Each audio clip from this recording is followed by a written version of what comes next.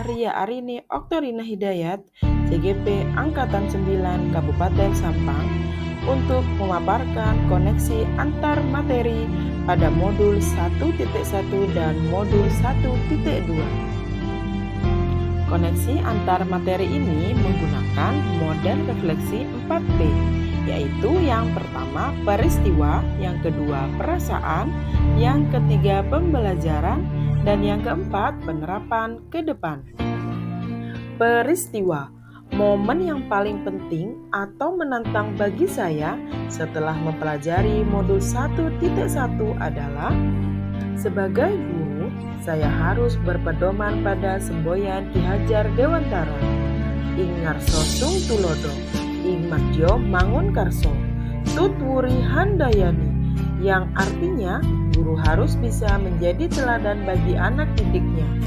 Guru harus bisa memberikan motivasi dan memberikan dorongan untuk belajar. Yang kedua, pembelajaran yang sebenarnya adalah berpihak pada murid dan peran guru untuk menuntun murid sesuai kodrat alam dan zamannya agar mereka dapat mencapai keselamatan dan kebahagiaan setinggi-tingginya. Selain itu, mendidik tidak hanya sekedar mengajar, tetapi juga harus bisa menumbuhkan budi pekerti luhur pada diri murid. Momen yang paling penting atau menantang bagi saya setelah mempelajari modul 1.2 adalah saya harus mengimplementasikan nilai-nilai guru penggerak agar nantinya dapat menciptakan profil pelajar Pancasila, di antaranya mandiri, reflektif, kolaboratif, inovatif, dan berpihak pada murid.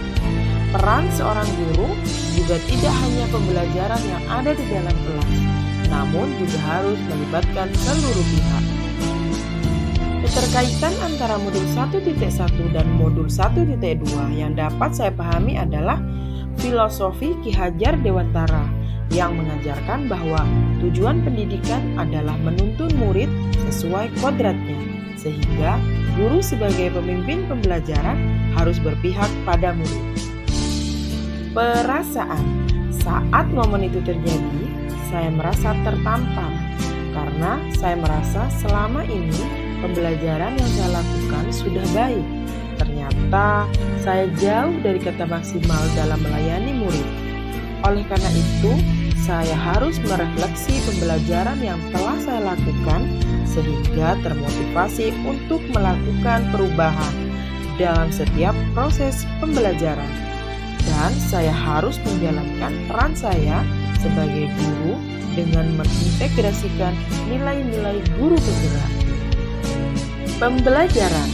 Sebelum momen itu terjadi, saya berpikir bahwa murid adalah objek pembelajaran, sehingga saya bisa mengatur dan membatasi aktivitas murid.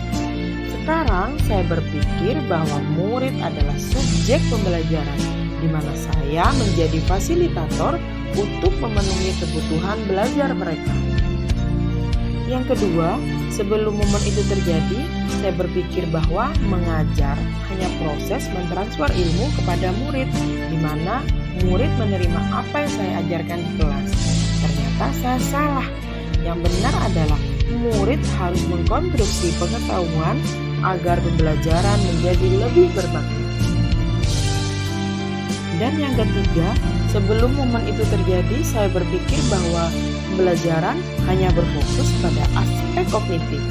Ternyata bukan hanya aspek kognitif saja, tetapi penanaman karakter murid dengan melakukan kebiasaan budi pekerti dalam kehidupan sehari-hari itu juga sangat penting.